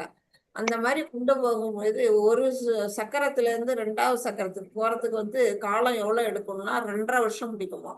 அந்த மாதிரி 2.5 வருஷமா பிடிச்சு 2 வருஷம், அந்த 2 வருஷமா ஒரு 14 வருஷமாச்சு அவங்க வந்து முயற்சி பண்ணுனாதான் அந்த தலை உச்சிக்கு அவங்களால அந்த உயிர் மூச்சை கொண்டு வர முடியும். அப்ப வந்து எவ்வளவு வருஷத்தை எவ்வளவு காலத்தை அவங்க வந்து அதுல ஈடுபடுத்துறாங்க, எவ்வளவு கடினமா அவங்க வந்து புலன்களை அடக்கி அதுல தியானம் பண்றாங்க. அவ்வளவு கடினமான நிலையை வந்து இங்க வந்து பகவான் எடுத்து சொல்றாங்க. அவ்வழியில் முன்னேற்றம் காண்பது உடலை உடையவர்களுக்கு எப்போதுமே சிரமமானது. அவங்க வந்து சிரமப்பட்டுதான் வந்து அந்த வந்து எது கோலோ அந்த கோலை அவங்களால அடைய முடியும் அப்படின்னு வந்து சொல்றாரு. இப்ப வந்து அதே சமயத்துல பக்தர்கள் என்ன செய்யறாங்க, நான் வந்து நம்ம வந்து பகவானை பத்தி பேசுறோம், பகவானுடைய பிரசாதத்தை சுவைக்கிறோம், கையால பகவானை தொடுறோம், கண்ணால பகவானோட திருவுருவத்தை பார்க்கிறோம், நம்ம மனசால பகவானை நினைக்கிறோம், ஸ்மரணம் பண்றோம், மூக்கால அவருடைய துளசி அவருடைய பூக்களை நம்ம நுகர்றோம், காதால அவருடைய கீர்த்தனைகள் அவருடைய கதைகளை நம்ம கேட்கிறோம். இதெல்லாம் வந்து எதுக்கு உதாரணம், பக்தர்களுடைய செய்யக்கூடிய செயல்பாடா இருக்கு அப்படிங்கிறது. அருவவாத பாதை மிகவும் சிரமமானது மற்றும் கடினமானது. இப்ப ஞான யோகிக்கும் பக்தி யோகிக்கும் உள்ள வழிபாட்டை பத்தி இங்க டிஃபரன்ஸ் கொடுத்திருக்கிறாங்க. ஞான யோகி என்ன செய்யறாரு, இங்க ஞானத்துல வந்து தியானத்துல உட்கார்ந்து இருக்கிறாரு, ஞானம் மூலமா அவர் வந்து யோகத்தின் மூலமா அவர் பகவானை விரும்புறாரு. அது வந்து எப்படிப்பட்ட வழி அப்படின்னா மறைமுகமான வழி, இன்டைரக்டா தான் அவங்க வந்து பகவானை தியானம் பண்றாங்க. ஆனா டைரக்டா பகவானை வழிபாடு பண்றவங்க தான் பக்தி யோகி, நேரடியா பகவானோட உருவத்தை வச்சுட்டு அவங்க வந்து வழிபாடு பண்றாங்க. அப்புறம் ஞான யோகி வந்து தன்னோட சொந்த முயற்சியில மட்டுமே நம்பி அவங்க வந்து பகவானை வந்து அடையணும். ஆனா பகவான் என்ன செய்யறாரு, பக்தர்களுக்கு இறங்குறாரு, கீழே இறங்கி அவரே வந்து அவங்கள மாயையில இருந்து இந்த 3 குணங்கள்ல இருந்து அவரே விடுதலை பண்ணி அவர் தங்கிட்ட அழைச்சிட்டு போறாரு. பகவான் வந்து பக்தர்களுக்கு அவங்கள இரக்கம் காட்டுறாரு அப்படிங்கிறது அதுல இருக்கு. இப்ப இது வந்து இவங்க ஞான யோகி என்ன செய்யறாங்க, பக்தியும் கலந்து இருக்க வேண்டும். அவங்க யோக முறையில வந்து யோகம் மட்டும் இருக்கக்கூடாது, அஷ்டாங்க யோகமும் அவங்க பண்ணணும், புலன்களை கண்ட்ரோல் பண்ணணும், கூடவே பக்தியும் இருக்கணும். ஆனா இங்க வந்து பக்தர்களுக்கு பக்தி யோகிக்கு அது எதுவுமே கிடையாது, வெறும் தூய பக்தியை செலுத்தினா போதும், களங்கமற்ற பக்தி, பகவான் மேல எப்போதும் நினைவு இருந்தாலே போதும். அப்புறம் சிந்தனைக்கு அப்பாற்பட்டதை அறிவது கடினம். நம்ம வந்து மனசால நினைச்சு பார்த்தோம்னா அந்த மருவ ஜோதியை எப்போதும் நம்மளால சிந்தனையில நிலைநிறுத்த முடியாது. அப்படிப்பட்டதை புரிஞ்சுக்கிறது வந்து கடினமான பாதை. அதே சமயத்துல கிருஷ்ணருடைய இருப்பினால் எளிதில் தொடர்பு கொள்ள முடியும். கிருஷ்ணருடைய உருவத்தை நம்ம பார்க்கும் பொழுது அவருக்கும் நமக்குள்ள ரிலேஷன்ஷிப்பை நாம வந்து ஈஸியா புரிஞ்சு கொள்ள முடியும், நம்ம வந்து தொடர்பை ஏற்படுத்தி கொள்ள முடியும் அப்படின்னு சொல்றாங்க. அடுத்தது பகவானுடன் சொந்தம் எந்த விதமான உறவு நிலையும் இல்லை. ஜோதியை நமக்கு கும்பிட்டு உட்கார்ந்துருப்பாங்க, அவ்வளவுதான். அவங்கள்ட்ட ஏதாவது உறவு முறை இருக்கா, அப்பா அம்மா காதலன் காதலி இல்ல தொண்டன் ஏதாவது இருக்கான்னா எதுவுமே கிடையாது. ஆனா பக்தர்களுக்கு வந்து என்ன இருக்கு, தீவிரமான உறவு. கிருஷ்ணரோட எந்த விதமான உறவு வேணாலும் நம்ம கொள்ள முடியும். கோபியர்கள்லாம் அப்படிதான் வந்து பகவான காதலரா வழிபாடு பண்ணாங்க. அதுல திருமணமானவங்க, ஆகாதவங்க எல்லாருமே கலந்துருந்தாங்க. அப்படிப்பட்ட நிலையில பகவான் உறவு முறை கொள்ள முடியும் அப்படின்னு சொல்றாங்க. இன்னும் இதுல வந்து பிரம்மன் மற்றும் பகவான் உணர்தலின் அடிப்படையில், பிரம்மன்கிறது தான் இங்க அருவ பிரம்மம், கண்ணுக்கு தெரியாத அந்த உருவ நிலை. இது பகவான்கிறது முழுமுதற் கடவுளா இருக்கக்கூடிய கிருஷ்ணர். இதுல என்ன சொல்றாங்க, நிர்குணா அப்படிங்கிறாங்க. நிர்குணான்னா என்ன, குணங்கள் அற்றது. அது எந்த விதமான குணங்களும் கிடையாது, நிர்குணம், குணங்களற்ற நிலையில இருக்கிறாரு. ஆனா பகவான் எந்த ரூபத்துல இருக்கிறாருன்னா சகுண. சகுணன்னா ரூபம் மற்றும் குணங்கள் உள்ளது. எப்படி நம்ம அதை புரிஞ்சுக்கலாம், குணங்கள் உடையவர்னு நம்ம வந்து சொல்லுவோம் இல்லையா, பகவான் பெருமாளை சொல்லும்போது கல்யாண குணங்கள் நிறைந்தவர் அப்படின்னு சொல்லுவோம். அப்ப அவருக்கு குணங்கள் இருக்கு. அப்புறம் வந்து அவருக்கு ஒரு ரூபம் இருக்கு. அவர் பாத்தீங்கன்னா நீங்க வந்து ஒரு கல்லால இருக்கும் ரூபம், இல்லைன்னா ஒரு வந்து மரத்தால செய்யக்கூடிய ரூபம் இருக்கும். அப்புறம் வந்து நம்ம வந்து இது ஜொல்லுல கூட செஞ்சிருப்பாங்க. அத்திவரதர் வந்து மரத்துல செஞ்சது, பூரி ஜெகநாத் மரத்துல, அப்புறம் வந்து கல் சிலையை நம்ம பார்த்துருக்குறோம். அது மாதிரி பலவிதமான இதுல வந்து பகவானை வந்து பஞ்சலோகத்துல பார்க்குறோம். இப்படி அதெல்லாம் வந்து ரூபம் குணங்கள் உடையது. சகுண சகுனம் அப்படின்னு சொல்றாங்க. அதாவது குணங்கள் உடையவர் பகவான். அப்புறம் பிரம்மத்துல வந்து எதை பார்க்க முடியாது, எந்த விதமான ஐஸ்வர்யங்களையும் உணர முடியாது. நம்ம வந்து இப்ப பகவானுக்கு வந்து 6 விதமான ஐஸ்வர்யங்கள் முழுமையா இருக்குன்னு சொல்றோம். 6 விதமான ஐஸ்வர்யங்கள் என்ன மாதாஜி, யாராவது சொல்லுவீங்களா?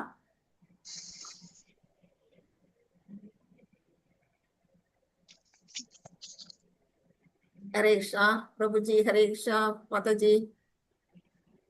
அழகு, அறிவு, புகழ், அழகு, அறிவு, அழகு. புகழ், கரெக்ட் தான், சொல்லுங்க. அழகு, அறிவு, புகழ், செல்வம், வலிமை, துறவு, இப்படி 6 ஆமா. விதமான ஐஸ்வர்யங்கள் எல்லாம் பூரணமா நிறைந்தவர் பகவான். அதெல்லாம் வந்து பிரம்மஜோதியில பார்க்க முடியுமானா கிடையாது, அதுவும் இல்லை அப்படின்னு சொல்லிட்டாங்க. அடுத்தது இறுதியில் பூரண உண்மையை உணராமல் போகும் அபாயமும் கூட இருக்கு. பகவானை வந்து என்ன பண்ணுவாங்க, பிரம்மஜோதியிலேயே வந்து கலந்துருவாங்க, அங்க போய் ஒட்டிக்குவாங்களாம். இந்த உடலை விட்டோன்னா இந்த உயிர் ஆத்மா என்ன செய்யும், பிரம்மஜோதியில போய் ஒட்டிக்குவோம் அப்படிங்கிறாங்க. ஏன்னா அதையே வழிபாடு பண்றவங்க. அப்படிப்பட்ட அபாயம், கடைசியில என்ன, அது இறைவனே உணர முடியாத ஒரு அபாய நிலைக்கு அவங்க போறாங்க. அவங்க திருப்பி வந்து மறுபடியும் பரவி எடுப்பாங்களாம். அந்த மாதிரி ஒரு நிலையில அபாயம் இருக்கு. ஆனா பகவானை வந்து வணங்குறவங்களுக்கு அது கிடையாது, வெற்றி உத்தரவாதம். கண்டிப்பா நம்ம வந்து கோலோகோர்ந்தானம் போறதுக்கான நடை இது வந்து உத்தரவாதம் இருக்குது. எதுவுமே பகவானை வணங்குறதுல நஷ்டம் கிடையாது அப்படின்னு சொல்லியிருக்கிறாங்க. அடுத்தது வந்து ஒருவேளை சத்துனா இங்க நித்தியத்துவம். நித்தியத்துவம்னா எட்டர்னல், இருப்பு அப்படின்னு எடுத்துக்கலாம். மற்றும் ஞானம், ஞானமா அறிவு, அதுதான் சித்து. இந்த தன்மைகளை வேணா உணரலாம். பிரம்மனை உணர்றவங்க வந்து சத்தையும் சித்தையும் தெரிஞ்சுக்கலாம். ஆனா பகவானை படிக்கிறவங்க வந்து சச்சித் ஆனந்தத்தை உணர முடியும். ஆனந்தத்தை அவங்களால உணர முடியாது. ஆனா இங்க பகவானை வணங்குறவங்க நித்தியத்துவம், பகவானுடைய இருப்பை உணரலாம், ஞானம் அறிவை உணரலாம், மற்ற ஆனந்தத்தையும் உணர முடியும். அதுதான் வந்து பிரம்மனுக்கும் பரமாத்மா உணர்வுக்கும் உள்ள வித்தியாசம் அப்படிங்கிறத நம்ம தெரிஞ்சுக்கணும்.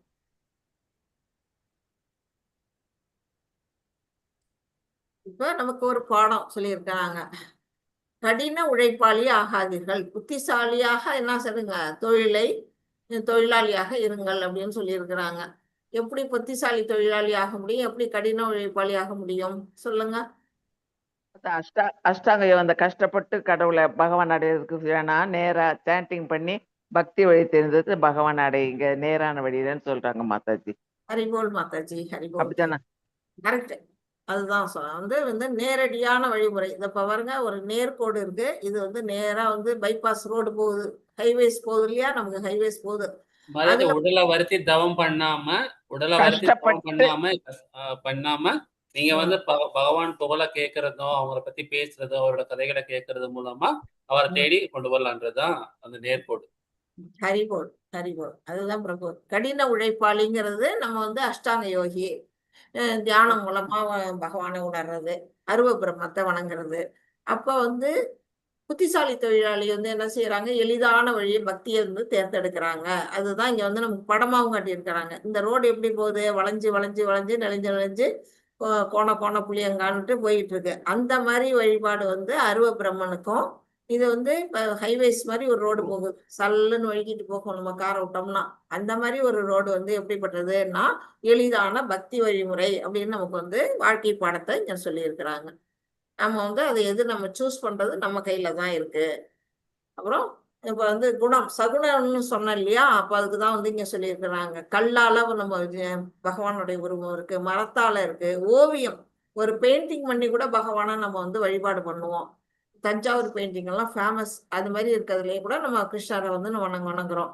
இது போன்ற பௌதீக குணங்களின் மூலம் தோற்றம் அளிக்கும் போதிலும் பகவானது ரூபம் உண்மையில் பௌதிகமானதில்ல. பௌதிகமான பொருளை கொண்டு செஞ்சிருக்கிறதுனால பகவான் பௌதிகமானவரா அப்படின்னு கேட்டா இல்லவே இல்லை. அவர் வந்து பௌதிகருக்கு அப்பாற்பட்ட நிலையில இருக்கிறாரு. அதுதான் பகவானுடைய பூரணத்தன்மை அப்படின்னு சொல்லணும். ஒண்ணு வந்து நம்ம கண்டிப்பா மனசுல வச்சுக்கணும், என்னன்னா பகவானுக்கும் அவருடைய அர்ச்சா விக்கிரகத்துக்கும் வேறுபாடு கிடையாது. நம்ம கோயில்ல போய் சாமி கும்பிடுறோம்னா அவர் ஒரு கல்லால ஆன சிலை, கற்சிலை, இல்ல மரத்தால் ஆன ஒரு சிலை அப்படின்னு நம்ம நினைக்கவே கூடாது. பகவானே நமக்காக அர்ச்சா விக்கிரகமா வந்து இறங்கி இருக்கிறாரு. நம்ம வந்து 5 நிலைகள்ல வந்து பகவானை வணங்கலாம்னு சொல்லியிருக்கோம். வியூகம் சொல்லுவாங்க, பர வியூகம்,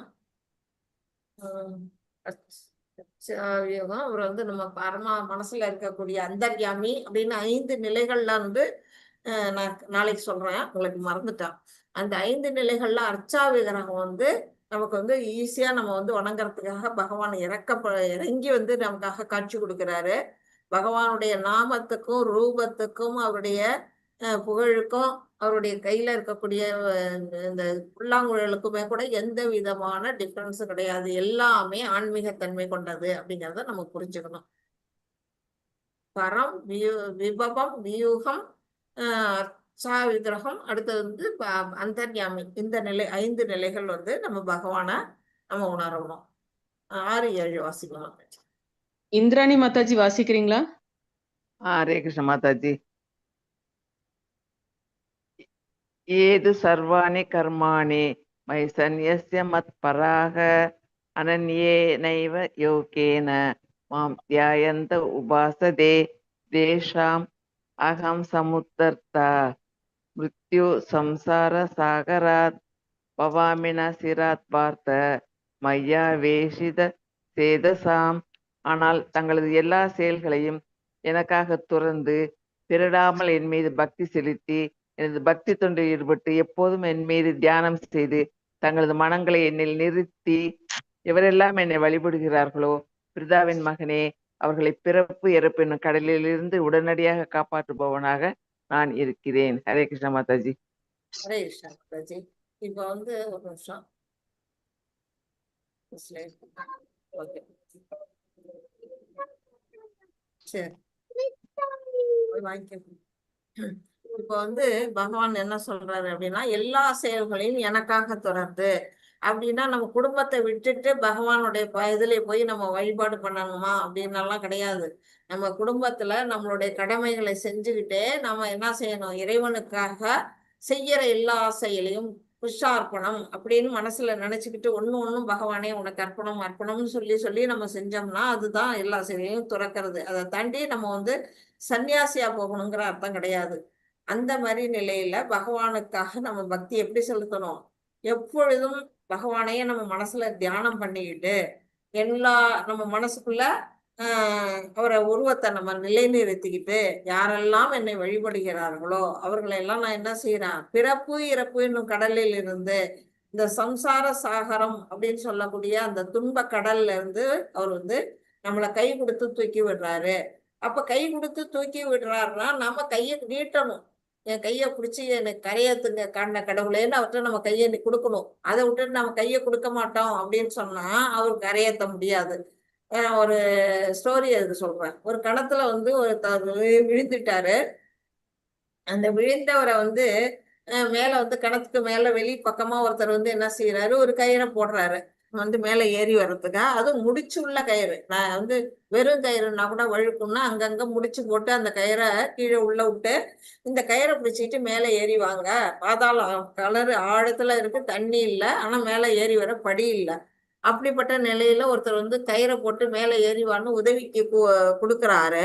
ஆனா அவரு என்ன சொல்றாரு, நான் வரமாட்டேன், இந்த கயிறு வந்து நெஞ்சு போயிடும், அறுந்து போயிடும், நான் வந்து அதனால அது வரமாட்டேன் அப்படிங்கிறார். மத்தஜி என்ன சொன்னீங்களா? இல்ல மாதாஜி. ஓகே.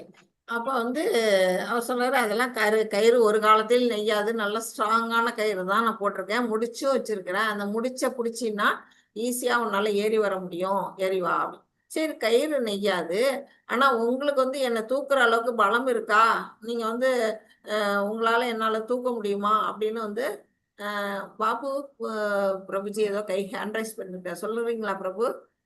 நீங்க இதை முடிங்க மாதாஜி, நான் அதுக்கப்புறம் கேட்கிறேன் கொஸ்டின். ஓகே.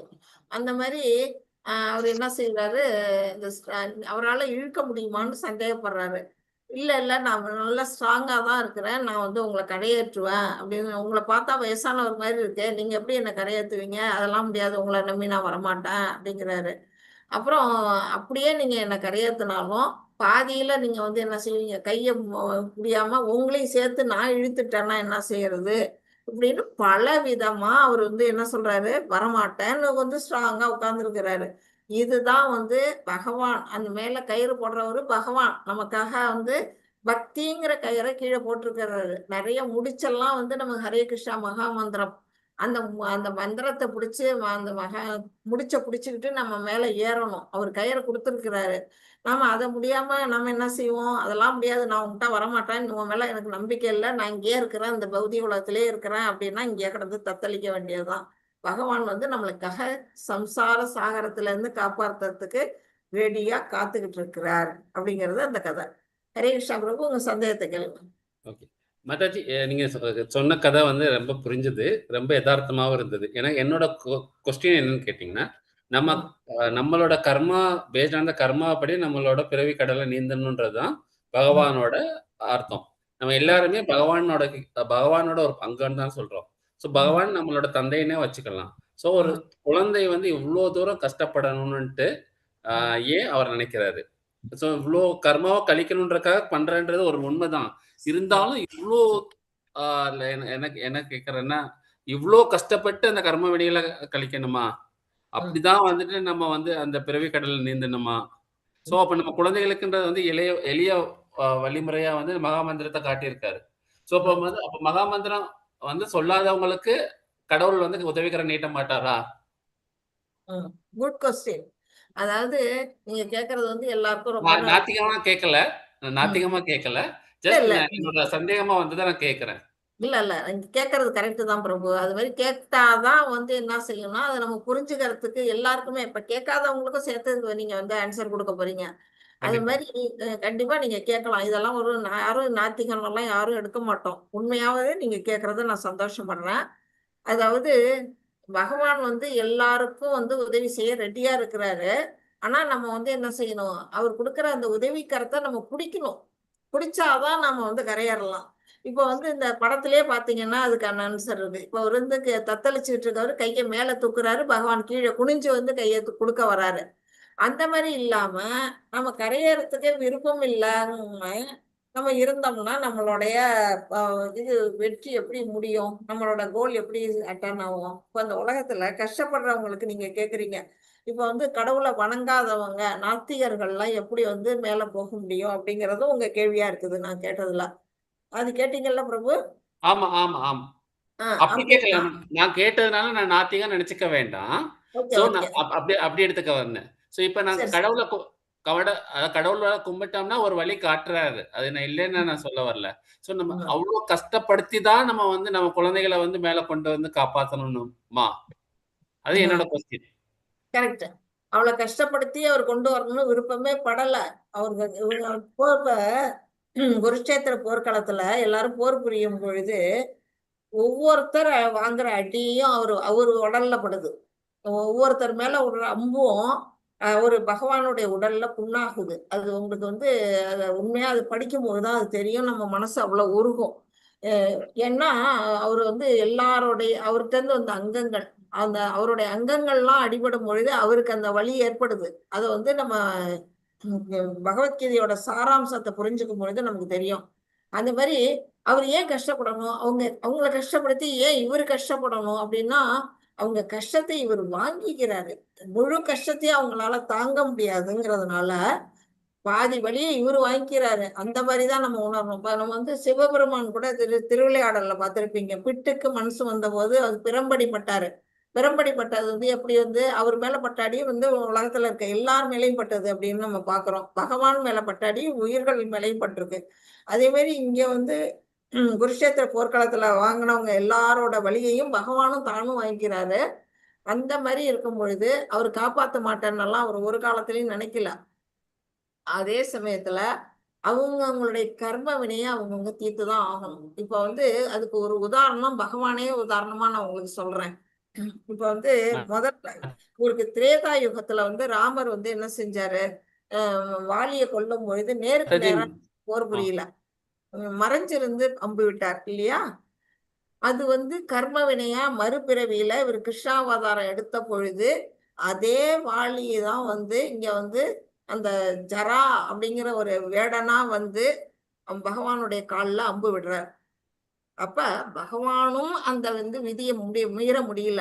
யாரா இருந்தாலும் அவங்க கர்ம வினையை அவங்கவுங்க அனுபவிச்சுதான் ஆகணும் அப்படிங்கிறது தான் நிதர்சனம். அப்ப நம்ம கர்மங்களை எப்படி பண்ணணும் அப்படிங்கிறத நாம அதில் புரிஞ்சுக்கணும். நம்ம கர்மங்கள் நல்ல கர்மங்களா இருக்கணும். தீய கர்மாவை பண்ணணும்னா அந்த தீய வினையை நம்ம அனுபவிச்சுதான் ஆகணும். ஓரளவுக்கு காப்பாத்துவார் பகவான். இப்ப வந்து நம்ம வந்து பகவானை வந்து வணங்கி அவர்கிட்ட சரணடையும் போது வந்து என்ன செய்வாரு, நம்மளுடைய பாவங்களை அவர் கழிக்கிறார், இல்லைன்னு சொல்லல. நம்ம ஆன்மீக குரு கிட்ட நம்ம வந்து தீட்சை எடுத்துக்கும் போது அந்த குரு என்ன செய்யறாரு, நம்மளுடைய பாவங்களை களையிறாரு. அந்த இடத்துலயும் நம்மளுடைய பாவங்கள் குறையுது. பகவான் ஒரு பக்கம் குறைக்கிறாரு, குரு ஒரு பக்கம் குறைக்கிறாரு. அதே மீறி நம்ம வந்து என்ன பண்றோம், சஞ்சித கர்மான்னு மலைமலையா குமிச்சு வச்சிருக்கிறோம் நம்ம கர்மங்களை. பல ஜென்மங்களா நம்ம எடுத்த அந்த செஞ்சு வச்சிருக்க பாவங்கள் எப்படின்னா மலைமலையா இருக்குது. ஒரே டயத்துல கொடுத்தா நம்மளால தாங்காதுன்னு பகவான் இந்த ஜென்மத்துல நீ இவ்வளவு அனுபவி போதும்னு கொஞ்சம் கொஞ்சமா தான் நமக்கு வந்து கஷ்டங்களை கொடுக்குறாரு. அதெல்லாம் நம்ம புரிஞ்சுக்கணும். அந்த மாதிரி இருக்கும் பொழுது பகவான் நம்மளுடைய கஷ்டங்களை தீர்க்க மாட்டாருன்னெல்லாம் கிடையாது. எந்த அளவுக்கு அவர்கிட்ட சரணடைகிறோமோ அந்த அளவுக்கு அவர் நம்மளுடைய பாவங்களை குறைப்பார். நாம சரணடைய மாட்டோம், அவரே நம்மளை முழுக்க முழுக்க காப்பாற்றணும் அப்படின்னு உட்கார்ந்துருந்தா நாம வந்து கஷ்டப்பட்டுதான் ஆகும். உங்களுக்கு இதுல ஏதாவது புரிஞ்சுதா பிரபு, இல்ல ஏதாவது தெளிவடையாம இருக்கா? புரிஞ்சது, நல்லாவே புரிஞ்சது. தேங்க்யூ மாதாஜி. ஹரே கிருஷ்ணா பிரபு. அதுதான் பகவான் வந்து எப்பொழுதுமே வந்து தன்னுடைய குழந்தைகள் கஷ்டப்படணும் ஒரு காலத்தில் நினைக்கல. அவர் வந்து எப்போதுமே நம்மளை குழந்தைகளாதான் பாவிக்கிறாரு. நம்மளை வந்து கஷ்டத்துல இருந்து விடுவிக்கணும்னு தான் நினைக்கிறாரு. இப்ப திரௌபதி வந்து என்ன செய்யறாங்க, மானபங்கப்படுத்துறாங்க. ஒரு அந்த ஒரு துச்சாதனை வந்து சேலையை பிடிச்சு வச்சு அஸ்தினாபுர அரண்மனையில அவங்க மானபங்கப்படுத்தப்படுறாங்க. அவங்க என்ன செய்யறாங்க, ஃபர்ஸ்ட் பார்த்தீங்கன்னா அங்க இருக்கிற கூடியிருக்க சபையில இருக்கிறவங்க எல்லாம் கூப்பிடுறாங்க, கதறாங்க, வந்து எனக்கு துணைக்கு வான்னு. கணவர்களை பாக்குறாங்க, பீஷ்மாச்சாரியார் பாக்குறாங்க, துரோணாச்சாரியார் பாக்குறாங்க, எல்லாருக்கிட்டையும் வேண்டுறாங்க. விதுரர் முதற்கொண்டு எல்லாரும் அமைதியா இருக்கிறாங்க. யாராலையும் அவங்கள வந்து காப்பாற்ற முடியல. தன்னுடைய கையை வச்சு அவங்க வந்து தன்னோட மானத்தை மூடிக்க பாக்குறாங்க. அப்பெல்லாமும் அவங்களால முடியல. கடைசியா அவங்க என்ன செய்யறாங்க, 2 கையும் மேல தூக்குறாங்க, சரணாகதி கோவிந்தா. அப்பதான் என்ன செய்யறாரு, அவருக்கு வந்து வந்துட்டார். கூப்பிட்டாதான் வருவாரா மாதாஜி? கூப்பிட்டாதான் வருவார் இல்ல மாதாஜி? கூப்பிட்டாதான் வருவார். ஏன்னா நம்ம பகவான நம்ம சரணாகதி அடையணும். கேட்டதே கொடுப்பவன், கூப்பிட்டாத வருபவன் பகவான். நம்ம வந்து பகவானை நினைக்காம நம்மளே காப்பாத்திக்கலாம்னு நினைச்சா எப்படி மாதாஜி பகவான் ஹெல்ப் பண்ணுவாரு? கரெக்ட். ஆமா மாதாஜி. அதுதான். ஓகேவா? புரிஞ்சுதா? புரிஞ்சது மாதாஜி. டைம் எடுத்ததுக்கு சாரி. அதெல்லாம் ஒண்ணும் இல்ல பிரபு. இதெல்லாம் வந்து இது கேட்க வேண்டிய கேள்விகள் தான். இது என்ன எல்லாருக்கும் ஒருத்தருக்கு கேட்க தெரியும், ஒருத்தருக்கு கேட்கறதுக்கு யோசனை பண்ணிக்கிட்டு இருப்பாங்க. இல்ல வந்து அதை பத்தி யோசனையே இல்லாம கூட இருக்கலாம். இப்ப நீங்க கேட்டதுனால என் மனசுல என்ன இருக்குங்கிறது என் வாயில இருந்து வெளியில வருது. இது ரொம்ப நல்ல, இந்த மாதிரி கேட்கறதுதான் ரொம்ப நல்ல விஷயம். எல்லாருமே அவங்க மனசுல இருக்க சந்தேகங்களை கேளுங்க. கேட்டாதான் நம்மளுடைய ஞானத்தை இன்னும் கொஞ்சம் விருத்தி பண்ணிக்க முடியும். அதுதான் கண்டிப்பா நீங்க கேட்டதுல எனக்கு ரொம்ப சந்தோஷம். இப்போ வந்து எளிதான மற்றும் சுலபமான வழிமுறை எது அப்படின்னா பக்தி வழி அப்படிங்கிறத நம்ம இதுவரையும் படிச்சுட்டோம். எல்லா செயல்களையும் பகவானுக்காக துறந்து அப்படின்னா நம்ம வந்து பகவானுக்கு அர்ப்பணம் பண்ணி, அடுத்தது வந்து பிறழாமல் மனசை வந்து அவரை விட்டு மனசை நிலைநிறுத்தி அவரையே நினைச்சுக்கிட்டு இருக்கிறது, பக்தி தொண்டில் ஈடுபடக்கூடிய அந்த நிலை. அடுத்தது பகவானை தியானம் செய்யறது. இந்த மாதிரி இருக்கிறவங்கள வந்து பிறப்பிறப்புல இருந்து நான் வந்து விடுவிக்கின்றேன். இதுதான் வந்து அனன்ய பக்தி. அனன்ய பக்தினா வேற எதுவுமே பகவானை தவிர வேற எதுவுமே நம்ம மனசுல இருக்கக்கூடாது. 24/7 நம்ம அவரை நினைச்சுக்கிட்டு இருக்கிறது அனன்ய பக்தி அப்படிங்கிறத இந்த அளவுக்கு சொல்லியிருக்கிறாங்க. கிருஷ்ணரை அடைவதற்கு ஒருவர் தனது மனதை அவர் மீது முற்றிலும் நிலைநிறுத்த வேண்டும். புருஷோத்தமராகிய முழுமுதற் கடவுளை திருப்தியுற செய்வதை தவிர வேறு எந்த பலனையும் பக்தன் அடைய விரும்புவதில்லை. பகவான் மட்டுமே அவனுடைய குறிக்கோள். அதை தவிர எனக்கு வந்து வாழ்க்கையில வந்து பணம் வேணும், கார் வேணும், பெரிய பங்களா வேணும் அப்படின்னு எல்லாம் எந்த ஆசையும் இருக்காது. ஏன் இருக்காது? அப்ப வந்து அவனுக்கு அந்த பௌதிகத்துல ஈடுபாடு இல்லையா? ஆனா இருக்கு. அவன் கடமையை செய்வான், பகவானே கொடுப்பாரு. அவனுடைய தேவைகளை பகவானே அந்த இடத்துல நிறைவேற்றிடுவார். நம்ம பகவானை மட்டும் வேண்டுனா போதும். அந்த நிலையில நம்ம பகவானை வழிபாடு பண்ணணும் அப்படிங்கறது சொல்லியிருக்காங்க. கிருஷ்ணர் பொறுப்பெடுத்துக் கொள்கிறார். அவரே பக்தர்களுக்கு என்ன தேவையோ அந்த நேரத்துல அவங்களுக்கு எது எது தேவையோ அது அவரே வந்து நமக்கு கொடுக்கிறாரு. அதுதான் வந்து பொறுப்பு. நம்ம குழந்தைங்களுக்கு என்ன தேவையோ அப்பா எப்படி பார்த்து பார்த்து செய்யறாங்களோ அந்த நிலையில பகவான் நமக்கு செய்வார். அந்த நம்பிக்கையே நமக்கு வேணும். அப்புறம் விரைவாக விடுவிக்க உறுதியளிக்கிறார்.